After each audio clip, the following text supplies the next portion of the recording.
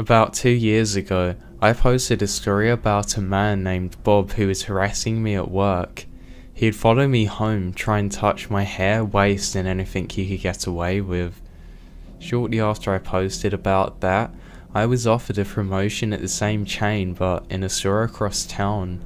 I gladly accepted it, hoping that I could lose this creep and move on with my life. For a while, everything was good though. I made my new bosses aware of the situation, and as a precaution, they chose to continue having someone walk with me to and from my car, especially when working the night shift. Then, after about a year after I started, the calls began. My customer service clerks would answer, then transfer to me. They said he only ever asked for a manager, and when I picked up, the caller would hang up as soon as I finished my introduction. Annoyingly, but whatever. Lots of kids did stuff like that. The calls progressed. It started with him not saying anything, and then it changed to, "Hey babe, do you miss me yet?" Not wanting to show whoever this was capable of affecting my behaviour, I'd just hang up. The calls then become far more menacing. "Hey sugar lips, I like your new car. Think you could get rid of me that easily?" And things like, "That's a cute top you're wearing. I could rip it off. I think you're invincible." You're not. You think you're invincible. Run into your bosses. They can't help you when you're alone. Soon after that, I saw his very distinct truck in the parking lot across the street. There's no way it wasn't him. My bosses insisted that it was just a coincidence, and said that we couldn't do anything since he wasn't actually on our property. It didn't matter though. Every time I walked to or from my car, that truck would be across the street every time. I knew it was Bob, but he had got smarter. Our cameras didn't reach far enough to see him. If you looked at the person in the driver's seat, you couldn't really make out features behind the hats and glasses and phone. I could always feel his stare piercing through the windshield. Pictures started showing up in the store's mail. At first it was of me standing by my car, sitting with someone outside at a break, or me walking to or from the store. We couldn't officially blame him, though I'm sure he was the one doing it. It then escalated to pictures of me counting stuff, standing in the store or interacting with other customers. All shots that had been taken about 20 or 30 meters away from me, but we still couldn't get him on any of the cameras. I became paranoid though. I couldn't get any work done for fear of seeing him next. My bosses were very understanding of this and moved me back to the room where I was, so that I could be away from all the customers and just work kind of like I used to. Then, one final shot came through though. It was a picture of me in the back of the store's operating room using our forklift with "Miss you, sugar lips" written across the back of it. Last August, I was accepted and started class at my dream school 2 hours away from home. I quit my beloved job and moved, hoping that this would finally give me some freedom. Then, about a week ago, I started seeing what I think is his truck rolling through the campus. Today, I found a note on my car with a picture of me talking to my boyfriend saying, "Miss me, don't you? Don't worry, not even he can protect you."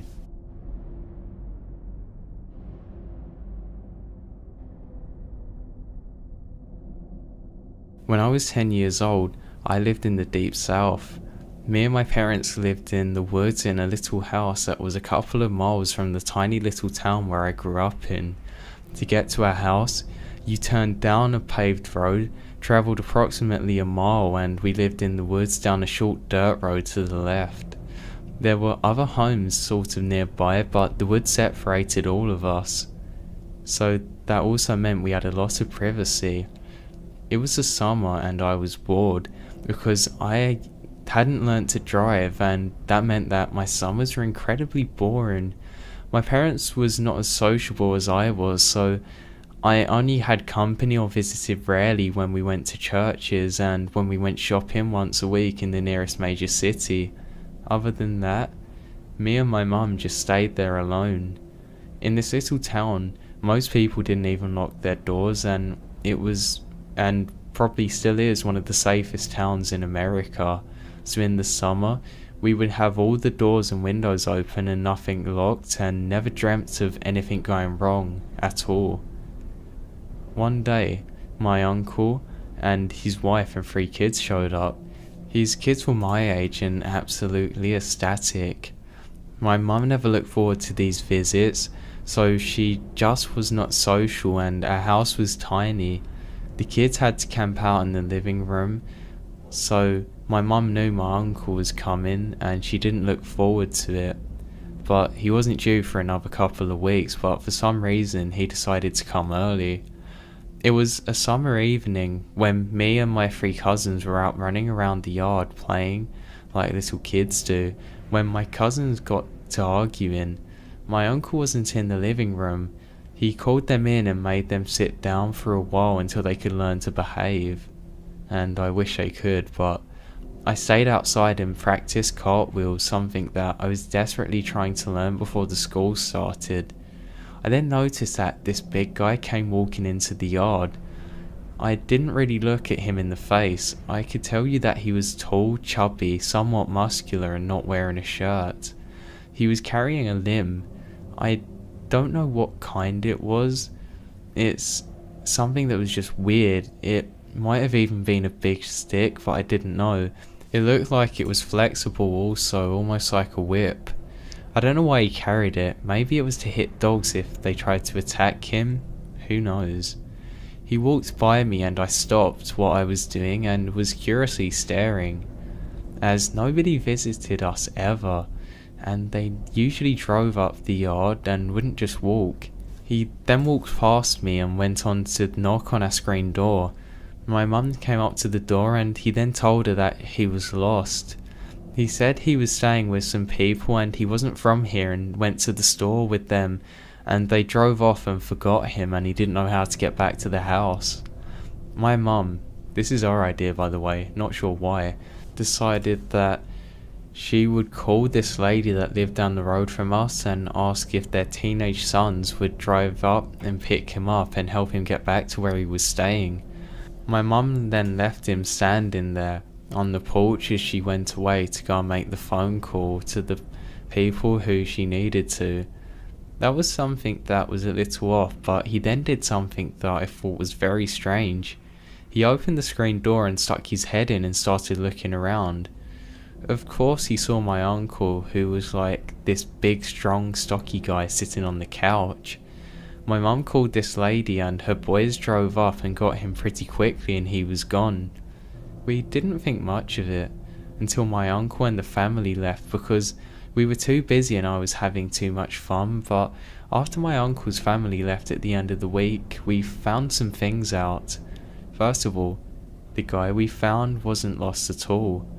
A relative that lived at the end of the road where you turn off to head to ours said that they had seen this guy walking around our house for about 2 hours for 3 days in a row. He was carrying a big stick or whatever you want to call it with him, and he would just stay for a while and then just walk back, almost as if he was scouting it out. Then, a few days later, the ladies whose son gave him a lift told my mum the following, that she wasn't sure exactly who it was, and she made sure that her sons went up to our exact location just for safety. She also told my mum that we needed to stay in her house and keep all the doors locked because this guy was up to no good. Thinking of it now, I believe that he had been watching and saw a small woman and a little girl home alone all day with all the doors and windows unlocked.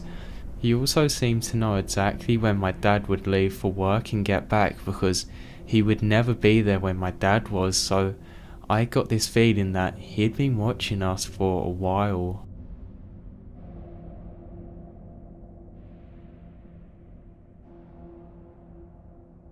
I'm a female in my early 20s and I'm only very small. I live alone with my 3-year-old daughter. We lived in a 3-bedroom home with a large back section and a long driveway. One of the rooms is used for storage, and my daughter is slowly transitioning into sleeping in her own bed. On this particular night, she had a really bad nightmare, and she had crawled into bed with me. I am utterly terrified of everything. I mean, really. I absolutely hate living by myself. I literally get freaked out by the smallest little thing or noise outside at night, and I tend to keep awake for at least half an hour while I try and determine whether or not any sounds that I hear is a threat. It never is, it's just horribly paranoid me. Because of this paranoia, I make sure that all the doors and windows are locked securely before going to bed each night. But anyway, this happened to me after Christmas. It was around 1 AM. This was nothing unusual for me because I'm a night owl, and I began hearing some noises outside. I assumed it was a possum, as I'd been having problems with them recently, but turned the laptop volume down to listen just in case. My paranoid mind was already informing me that since it was after Christmas, it was somebody breaking in trying to steal presents. I then heard scurrying in the grass, which went on for a while, back and forth at the rear end of the house. I figured it was a bit strange that the possum wasn't making good its god-awful noise as usual. That's when the rattling started. The rattling started in the kitchen and moved round to my daughter's room, then mine, then finally to the lounge. Someone was trying the windows, I assumed. I grabbed my phone and slid out of bed, pressing my back up against the bedroom door. I could then hear someone talking outside, which made me figure that it was more than just one person. I was terrified as I was dialing the emergency service. I then swore that I heard more footsteps inside the house. At this point, my heart was thumping so loud that my breath came out in the same pattern. I'm on the phone with the emergency service now, trying to listen to what was going on, back pressed up against the door, fearing that the door handle would turn at any moment and I'd be pushed on the ground with any force. At this point, there were still footsteps inside. I didn't know if it was just noises of the house or if whoever it was outside had finally managed to get in. They were coming from my daughter's room, which is right next to mine. My daughter, by the way, is quite happily sleeping, obviously in my bed, whilst I'm on the phone to the operator. I was trying my best to stay quiet on the phone, as I knew the people outside at the window were right next to my room. Now, I'm not sure if they heard me or something, or if they'd just given up, but they had disappeared before the police could arrive. I was terrified to step out of my room when I heard them at the door, in case these people were inside of my house waiting for me. My bedroom door and the front door are only a couple of steps away from each other, but that didn't make it any less scary as I threw it open and ran to the front door to unlock it. One officer stayed inside with me, checked the house and took my statement, while the other checked around the outside. They both said they couldn't find anything and asked me to describe the voice. It's a male's voice, I told them. I told them that he was either crazy or talking to himself, or there was more than one of them. I told them how that I thought that they had gotten inside, but after the police had done a thorough walk around, I guess it was just my mind. Needless to say, I got no sleep that night, and as soon as the sun rose, I was throwing open all the curtains. The lounge was the last place I went. I opened the final curtain. I was then able to see that the lock on the window was open. There was also a dirty footprint on the window still, and more dirt smeared onto the carpet. I did a thorough check of the house after that, and nothing was taken, nothing was out of place, and the more I thought about it, the more I began to think that the voice belonged to my ex. Now, we are in court at the moment because he's done something to my daughter that I will say another time, so access was instantly taken away from him, or rather, my aunt, shall I say, pushed him back to take it to court, and things have been a bit sour since then. If it was actually him, I am terrified to think of what he wanted.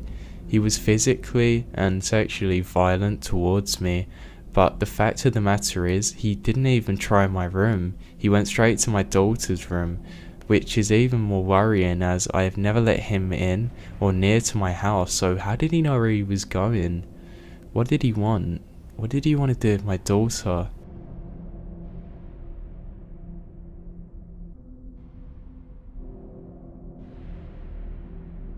I live alone usually, but luckily for me, I wasn't home alone last night. I was with this skinny guy that I'll just call John. For context, I'm 5'5" and John is a skinny 6-foot footballer. We just went off to bed. I was so tired and ready to pass out, but John's friends had other plans in the form of constant Facebook messages. Instinctively, I said that I think you should go up and check your phone to John, thinking something bad had happened. He eventually got up and went into the living room where his phone was charging. He later told me that the sliding door was open and the cat was staring at something. My cat is usually the most cuddly little thing, but he was just staring this time. He then said that there's someone in the house. John said as he come back into the bedroom, closing the door behind him. "Come again?" I replied. "There's someone in the lounge room," he repeated. It took me a few minutes to process what had just been said. I got up and grabbed my gym clothes and hockey stick, but by the time we got out of my bedroom they had left. I had no idea what I was supposed to do, so I knocked on my landlord's door. "Someone's broke into my house," I called out beyond the fly screen. "What?" she yelled back to me, almost very taken back by what I'd said. She then called for her husband and we searched the property and we found nothing. "How do you think they got in?" my landlord asked, and I said that I didn't lock my sliding door so that if somebody needs to they can let my cat in. "Yeah, I didn't lock my door," I replied sheepishly. But in my defense, not many people do, so I didn't think I needed to because it was safe. They then said that they suggested we just go back inside and lock our doors. They said they would call the police and see what was happening. John and I then went back inside and went to look if anything was missing and write down everything. We sat and reflected on the events of the evening when my landlord came over. The cops said to file a report in the morning, meanwhile get some sleep, he said, and we went back to bed. I wasn't able to get any sleep initially, though later into the night I could get some. As I was laying there, I was in a semi-lucid state. I was awoken by the sound of the alarm going off. I froze. "What's that alarm?"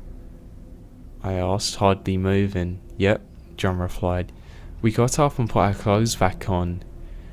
We could hear that it was a smoke alarm this time, and we went out looking for the culprit. We could then see that the fly screen door had been forced open. "We're going to the police station," I said.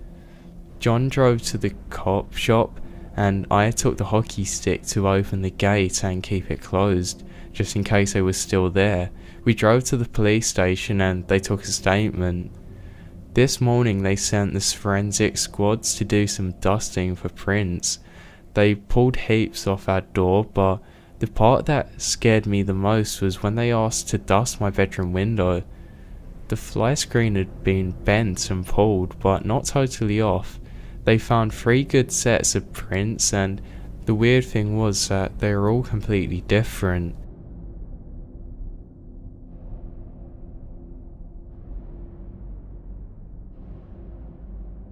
I grew up in a small foothill town just south of Teo where this whole mess happened.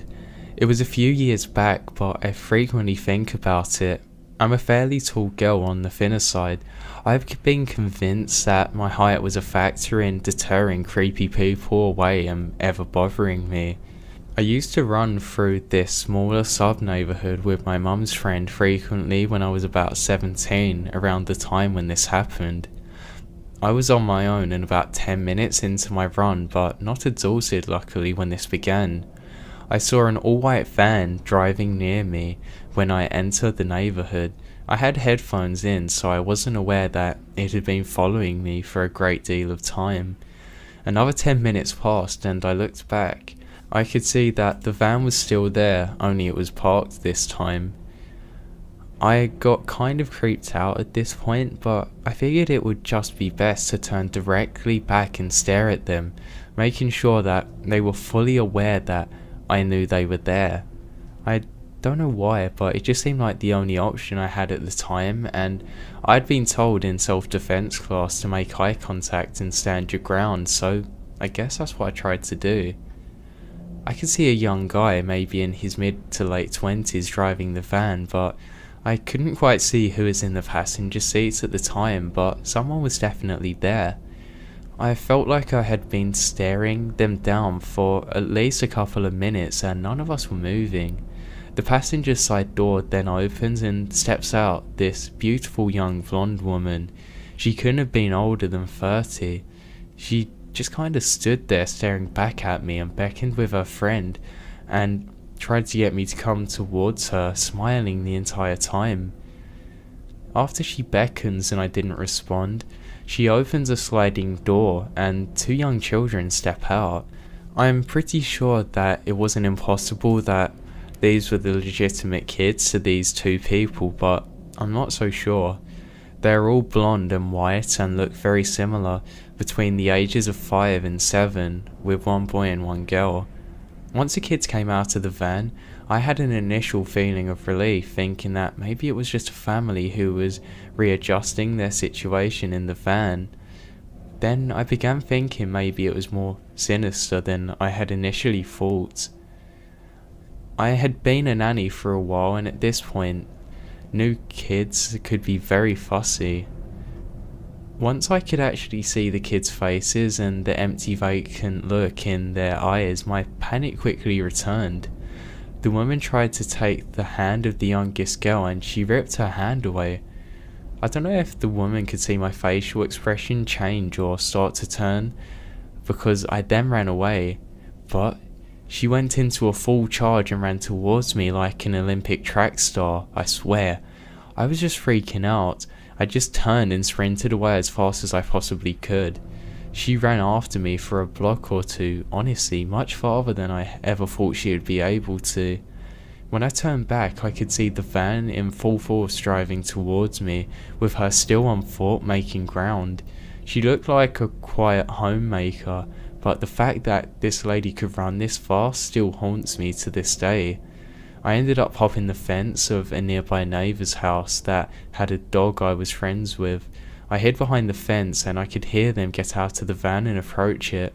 At this point, I was terrified. There's no way I was looking up for them again. My neighbour's dog's friend thankfully saved the day by going crazy barking at them, which scared them off. As insane as these people were, I guess they didn't want to deal with that. I have since told this story to several people, including the police, all of whom say that I have just massively overread the situation and that nobody wanted anything from me other than directions. Yeah, right. Abductions are something that basically never happens in a small town, so I guess that accounts of this makes for skepticism. One of the cops even said that I don't seem to fit the meek body type people usually troll around to kidnap. Regardless of what anyone says, I'm never going to accept the fact that they just wanted directions from me. I still had the gut feeling that I stick to today that this was something far more sinister.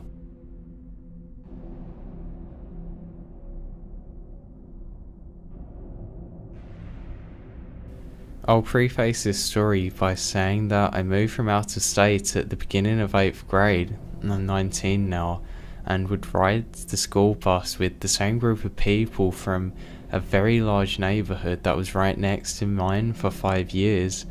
Most of the kids had either known each other or had been friends their entire lives, so throughout the duration of this time, I didn't have anyone that I could really talk to on the bus. I would just have my headphones in the whole time. This isn't the most extreme or scary story compared to others, but it's deeply disturbing and unsettling for me. I've moved around a lot, so I thought nothing of having a lot of random people from my new location adding me on Facebook. There was this guy called John who started chatting to me for a little while, and he told me he rode my bus. He seemed pretty normal, and I didn't really think much about it. After that conversation, we never spoke to each other again, online or in person, but I always saw him sitting a few seats away from me on the bus. I even sat by him a few times when there were no other empty seats on the bus. Now fast forward to my junior year of high school. I'd started smoking cigarettes and would walk to this park in my neighbourhood a few minutes down the street every time I wanted to smoke. I am someone who is always aware of my surroundings. I never saw anyone around me while I was doing this, but then again, the park was enclosed by a bunch of trees. One day, I saw that I had a new message on Instagram that consisted only of a picture of a spot at the park I sat at every time I smoked. No caption or follow-up. I checked the profile to see who it was sent by, and it was sent by that same John. I was severely creeped out by this, and I was not a confrontational person at all, so I never called him out on it when I saw him. Though I did have nightmares of him after that about him stalking me. Now fast forward to my senior year. Again, there was another guy who sat next to me. This one was called Mark, and he started talking to me. We quickly become friends after having ridden together for 5 years and never talking. We sat together and talked every day after that. He then told me stories about the other guys from the neighbourhood. I then quietly asked him if he knew about John, and he told me that he really creeped me out and told me about him and that some things happened last year. He laughed nervously and said, "Don't even get me started." I kept pushing the subject, asking what he meant by that, but he was visibly uncomfortable and told me, "He's been on to you since the 8th grade. There's a lot to it. I'll have to text you it." And I then felt my stomach turn. When I got home, I got this really long text from him explaining how that John had always spoke about me to his friends. I'd almost forgotten I was friends with him on social media because he never interacted with my posts or anything, but he talked about me as though he knew me apparently. He would then go on about how hot he thought I was and say loads of weird other things about me. I never saw him though, and the thing was, he would even say about how he knows that exact spot I go to in the park. Again, I never saw him there. I then decided that I had to block him on Facebook and Instagram. Almost instantly, I started getting creepy anonymous messages on Tumblr, one of which was him telling me how he loved me. I gave him a weird response and thought that it would stop him, but he again kept on following me with different usernames and accounts. I kind of hoped that that would be the end of it. I then spoke to Mark about a concert I was going to and really excited about in a couple of weeks. It was a small basement show, so there wasn't that many people going. It was with my best friend Jack, who I'd also filled in on the situation, and we was having a great time jumping around singing until I could feel someone staring at me. I turned around and saw John staring at me 20 feet away, blank-faced, just by himself staring at me. I moved behind Jack to get out of his field of vision, but he kept on repositioning himself so he could see me. I felt like I was going to throw up and rushed outside. A while later, I was talking on the bus with Mark, and he told me that John had a bunch of pictures of me saved onto his phone, some taken from my social media and some taken of me stalker fashion when I was sitting down or walking at school. I started to get really bad anxiety riding the bus, knowing that I was around this guy and that I was then constantly having to look over my shoulder at school and decide if I was going to have to tell the principal about everything that happened with him. I did, and then he decided to get the police involved. So I waited for them to show up and take my statement. A few days later, I was pulled aside by an adult to tell me that John and his parents had been talked to and that I shouldn't have to worry anymore, but to be honest, I still do.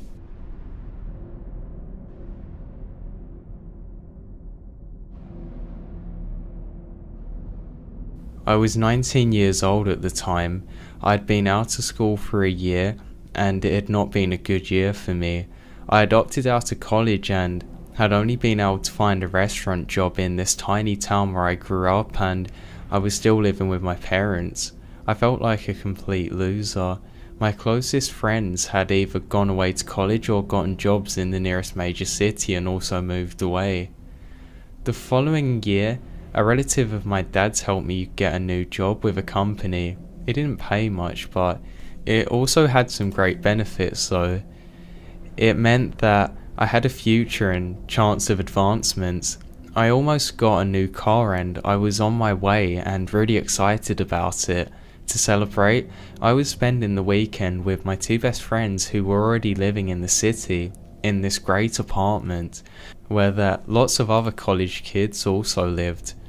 We were planning to go out to this club, and I had a painful breakup right out of school because of the restaurant where I worked hours, so I had not been able to get out to meet new guys or hang out with my new friends at all, so this would have been great for me.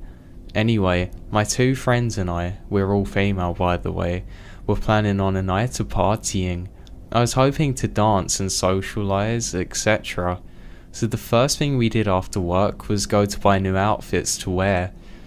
We came back to their apartment, we did the hair and makeup thing, and we were all ready to go out. My friend Gillian said that she suddenly wasn't feeling well and decided to stay in, so the other friend and I took off for a night of fun. We made our way there in our new car and went to this first club that was very popular in the city at the time. My friend then told me that it was usually very crowded and that there was a lot of college kids and people our age from the surrounding counties and general area that all liked to hang out there because the music was so good. That Friday night, I guess something was off however, because there just wasn't that many people in there. But there was a group of baseball players who were in town to play a local university. Since we were too young to drink, we ordered a Coke and basically drank it all night. Neither of us had much money by the way. I danced with some of the baseball players, but most of them were gearing up and going to the bartenders to try and hit on them after finding out that I wasn't interested in what they wanted to do. So I was just there with my Coke. However, my friend did find this one guy and he kind of attached himself to her, and they basically danced the whole evening. So as the night went on, it got emptier and emptier, and it seemed kind of odd. And most of the baseball players and the few other people in there gradually left. At this point, I'm bored to tears, disappointed in how the night was going and wishing my friend would come on, so we could either go to another club or get back to the apartment. But I think I sat there for hours. Then, finally, around 1 AM, the club was closing because there were so few people in there. It is then at this point that my friend informs me that we're going to give this baseball player, I'll just call him Bill, a ride back to the motel where he was staying. I knew this motel. It was completely on the opposite side of the city from where the apartment was located. I wasn't happy, but it'd been a while since I got to hang out with my friends, so I wasn't going to refuse. So then Bill went outside while my friend went to the restroom. I came out a few seconds behind him and he was on the phone. He was talking to someone on the phone, telling them that he would be back shortly. For a brief second, a little red flag went up inside me, but it was gone before I had time to think. I just wanted to take him to the motel and get it over with. Well, the three of us drove there. He sat in the front with us. We get there and he doesn't get out right away like you'd think. He kept sitting in the car and making casual conversation with my friend, and I was sitting there thinking, get out. But once again, I'm a nice person. I didn't want to get on my friend's nerves, etc. But even she was starting to get restless because it just didn't make sense for him to keep sitting there and talking about practically nothing. Well, us two small town girls didn't have the car doors locked. All of a sudden, there was this huge guy besides my car and another at the passenger side, Bill. The guy we'd given the ride to gets out of the car and casually walks away. These two guys start pulling us out of the car. I had dealt with issues with guys when I'd grown up with, but once I got to the point across where that no means no, they all suddenly backed off and it felt like the situation was gone. So I wasn't that afraid. My friend and I were even sort of laughing at first. We thought that they were just joking. We both grabbed hold of the steering wheel and were hanging on for it for dear life, and I was trying to explain to this guy why we're not getting out of the car as he reaches in. He suddenly grabs my middle finger and bends it back painfully, and I let go of the steering wheel. He then pulls me out of the car and the other guy had my friend out, and I didn't really see what was going on with her as she was behind me, but I could sort of hear her struggling. The guy then had me by the arm and started dragging me across the parking lot towards the stairs. He was about 6'2", built and athletic, and he was actually good looking, and I was wondering what was going on, but I was still not accepting the fact that I was actually in danger. All the while that he's dragging me, first across the parking lot, then up the stairs, I'm steadily telling him how that it's not a good idea for me to go to his room and everything else I could say to try and get him to let go of me. I was trying to pull my arm away from his, but he had me in a death grip, and I'm only about 5'3" a half and 115 pounds. The whole time I'm talking to him and struggling with him, he never says a word. He was just stone cold silent. He dragged me to the open door of a motel and shoved me inside, and there were baseball players everywhere. Some were in the bed sleeping, some were on the floor, some were sitting around watching TV. The guys who were awake were looking up at me curiously. I was trying not to step on any of them as doing so because it seemed as if they were literally everywhere. This guy dragged me over to the nearest restroom and made some older guy who was sleeping get up and shoved me onto the empty space the other guy left. At this point, I knew I was in trouble. Some guy came to the door and I stood up, and when I did, he basically body slammed me backwards onto the bed. He went to the door and was standing just outside on the balcony talking to the person, and I decided that this would be my only chance to run. Then suddenly one of the guys tries to grab me, but he wasn't able to get a good grip so I could keep on going. My friend met me at the door. She was coming from the opposite direction. We had both ran right by him literally, and that was the guy who dragged me up the stairs and the guy he was talking to. We took those concrete stairs in some sort of dressy mess because we had heels on and weird shoes, and I was so scared of falling, but I took it 2 steps at a time. I glanced behind me and the 3 guys were after us, and I didn't know how we managed to outrun them. We then quickly got into the car because the doors were still unlocked, and we got in and it was very clear that they were still chasing us. We locked the doors and took off. We spun out of the parking lot and they even chased the car. We got back to my friend's apartment and we were sort of freaked out and in disbelief and shocked that this had actually happened. I felt super nervous and very nauseous and did not feel like I could go to sleep, even though it was now the very early hours of the morning. We decided we would go to an all-night fast food joint and drink coffee and talk about what happened. I then went into another room to go and grab my jacket when we heard a knock on the door. My friend at some point had told Bill where the apartment was. We stayed inside really quiet with the 3 of the guys banging on the door and yelling for us to open it. Finally, someone else yelled out if they didn't be quiet they would call the cops, and that's when they left. We were too scared to go outside and get coffee at this point. We did discuss calling the cops, but we rationalised that this town loves their sports and they would probably just take their word over ours. I know in retrospect that we should have reported it to the university, but we just didn't think about it at the time. That was a bad choice, I know. So anyway, I'm just thankful that nothing ever actually come of this and I'm actually able to write this now.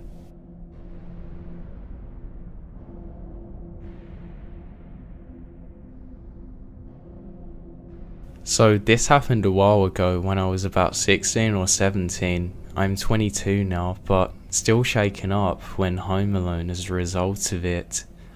I was always up late at the time, usually on my laptop or playing Xbox with my headphones in. When I took them off, that was the time that I would just lay back then fall asleep.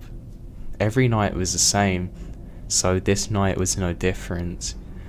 I was a few seconds away from falling asleep at about 2 AM on a school night, and I suddenly hear a loud banging on the fence. It kind of sounded like somebody was struggling to climb it, but only more menacing.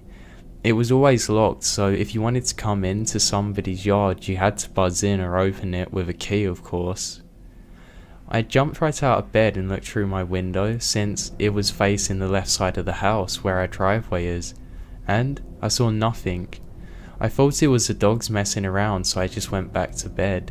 At this point, I was so sleepy that I couldn't have even cared if it was anything, and I wanted to go to sleep. It then got really weird the next morning when I saw that both the dogs were leaving my sister's room, which means that they were sleeping there the whole night, and she told me they were growling like mad at the window at some point. But I still didn't think too much of it because I don't get scared or panic very easily. So I continued my every night routine the only way that I know, with my headphones on and without a care in the world, dropping dead after I couldn't look at the screen anymore. But one night, about 2 weeks later, I heard Frodo, our dog, probably the largest dog that you've ever seen, barking like crazy downstairs in the living room. I was quite shaken by this because it's not often he barks that mad, so I went downstairs to check out what was happening and found him just sitting there, looking through the big glass sliding door and at the back of the yard growling. I asked him what was wrong, but he couldn't even turn his head and acknowledge me, so I trusted his instinct. But I just decided that I would go back upstairs and go to bed, and then I heard it, a really loud bang, the same one I heard 2 weeks ago, but this time an automatic light sensor went off outside, which is high enough to reach to where a person's movements are, but not low enough to react to dogs. That's when I felt cramps in my stomach, and I just kind of froze there, remembering what had happened 2 weeks earlier. So I just kind of stood there frozen, waiting, listening, when I could actually hear the slow steps outside on the ice breaking the snow. It felt like hours that I was stood there. Then suddenly the dog started barking his lungs out again, jumping and scratching on the glass, so probably that somebody would run away, because seconds later I heard another really loud bang on the fence, but not followed by steps or anything. At this point, my father came downstairs to see what was going on, and I explained everything to him. He immediately went out to investigate and of course found nothing. He kind of blamed me for being too paranoid and said that the dog probably saw a cat. Yeah, as if. So I had no choice to forget about the incident. The next night I decided not to use my headphones just in case anything else happened. This time it was about 1:20 and I'll never forget. I got to the window just to look out and I see a man standing on our driveway, looking to our backyard. I ducked so he couldn't see me, but I silently kept an eye on him. I left our other dog, called Sam, outside that night. It was wintry but warm enough for him to be out, and at some point he came running to the fence, barking and scaring the guy away. I immediately ran to my parents' room and told them exactly what was going on. My mum got worried and believed me, and my dad just rolled his eyes and went downstairs. I stayed with my mother that night, and in the morning my annoyed father told me that he spent the whole night up there and found nothing, and said I imagined it all. The next day was Friday, and it was my best friend's birthday. One of my other friends, Rhiannon, asked me to stay at my house that night because she lived such a long way away. At around 2 PM, we left the party and go back to my place. We wanted to have another drink or two, so I wanted to get us some wine, which was kept in our wine cellar outside the house. You have to go through our front door and off the deck to get into the old garage where all of the wine is. But we didn't use it just for that, we had other storage in there. So you have to go through another door and down 12 steps to get to the wine cellar, which is underground. right under the living room where the fireplace was lit all night so the house was warm.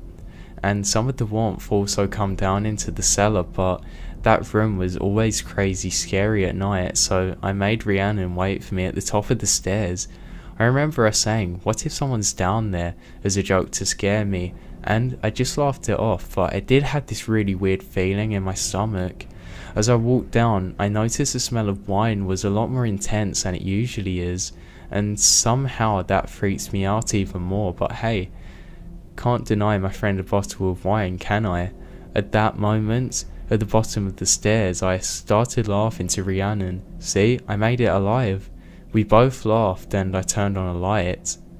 Suddenly, I had a heart attack, shock and panic. At first I just stood there, froze, and about 20 seconds later my screaming come out. Rhiannon was screaming too, even though she didn't know what was going on.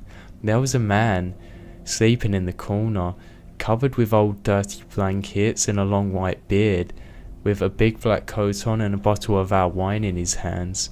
As I started screaming, he woke up and started shushing me. Not sure the reason for doing this, and I wasn't running at this point. He tried to come closer, and that's when I fled up the stairs. This dude then seemed to get really angry and even tried to grab my legs as I attempted to run away. How creepy is that? Rhiannon was already at our door, ringing the doorbell, screaming, and then was my saviour, my dad, holding his shotgun. He just sensed something was off. I told him everything and he told us just to wait outside. He went down there to the crime scene, and all we heard was my father screaming in a way that I've never heard him before, and not minutes later 2 police cars arrived. My mother called them, and my dad returned with this weird guy up the stairs and they took him away in a car. We later found out that this was just a local homeless alcoholic man who was looking for a warm spot, and he took 30 bottles of our wine, and he was also smoking down there, and he did it in a way that could have burnt down the entire house. I know nothing ever happened, but the idea that somebody was just living literally underneath where my whole family was just terrifies me to this day. Yes, he's known, but whether he's known or not, who knows if his intentions could have changed if he kept on drinking. I just never want to meet him again.